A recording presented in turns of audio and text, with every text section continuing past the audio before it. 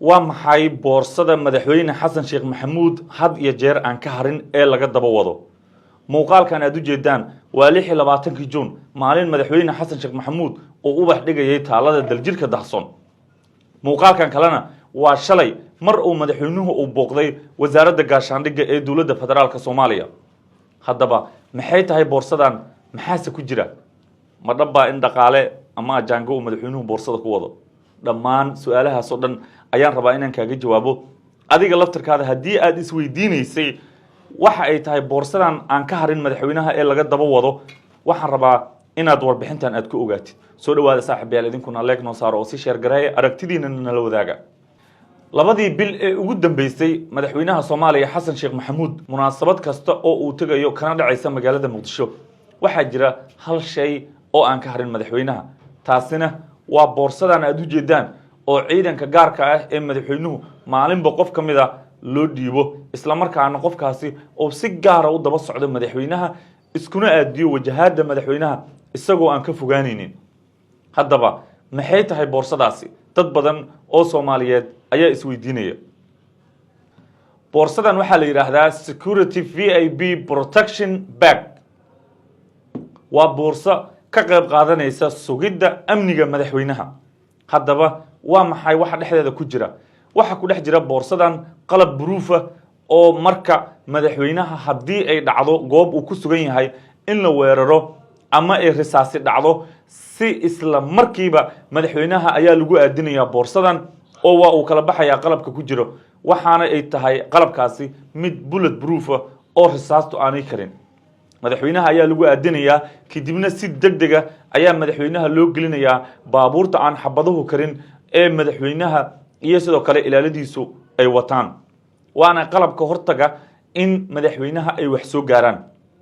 sidaas darteed waa qalab ay isticmaalaan inta badan madaxda caalamka ilaaladooda oo waxa loogu tala galay in lagu sugo ammaanka qofka sidaas sida weyn looga taxadirayo madaxweyne Xasan Sheekh Maxamuud ayaa haddaba waxa ay bilaabeen qalabkani isticmaalkiisa ilaalada madaxweynuhu tan iyo markii uu xoogeystay khilaafka u dhaxeeya dawladda federaalka iyo dawladda Ethiopia waxaana markaas wixii ka dambeeyay kor loo qaaday sugidda amniga madaxweyne Xasan Sheekh Maxamuud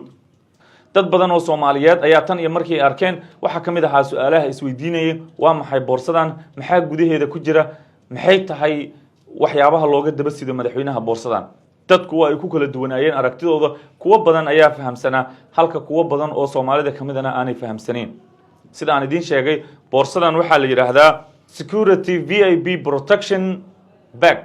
waana boorso loogu tala galay inay ka qayb qaadato sugidda amniga madaxweynaha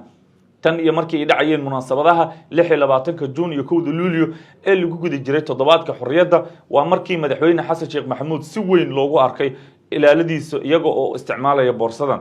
shalay madaxweynuhu waxa uu booqday wasaaradda gaashaandhigga ee dawladda federaalka Soomaaliya halkaas oo uu kula kulmay wasiirada wasaaraddaasi iyo sidoo kale taliska ciidanka xoogga dalka waxaana la arkay mar kale iyadoo ilaalada madaxweynuhu ay sitaan boorsadaasi kana daba sidaan madaxweyne Xasan Sheekh Maxamuud madaxweyne Xasan Sheekh Maxamuud ayaa sidoo kale boorsadan ilaaladiisu waxay isticmaalayeen markii uu booqday deegaanka Wargaadhi ee gobolka Shabeellada Dhexe halkaas oo sidoo kale uu kula kulmay saraakiisha ciidanka xoogga dalka waxaana la arkayay wiilka uu dhalay madaxweynuhu oo sida boorsadan kana daba sida madaxweynaha sidoo kale waxa xusid mudan in si gaar ah amniga madaxweyne Xasan Sheekh Maxamuud kor loogu qaaday si looga hortago in waxyeello ay soo gaarto madaxweynaha muddo bilooyinaba ama sanad ku dhowba waxa baneeyay madaxtooyada iyo ammaanka madaxweynaha ciidankii ADMIS ee markii hore qaybta ka ahaa waxaana ammaanka madaxweynaha iyo madaxda qaranka uu iminka ku kooban yahay ciidanka Soomaalida haddaba waxay ila tahay inaad fahamtay oo hadda kadib aadan isweydiin doonin aad ba u mahadsantiin hadii muuqaalkan aad ka heshay leeg noo saaro si share garay aragtidiina nala wadaaga waa mahadsantiin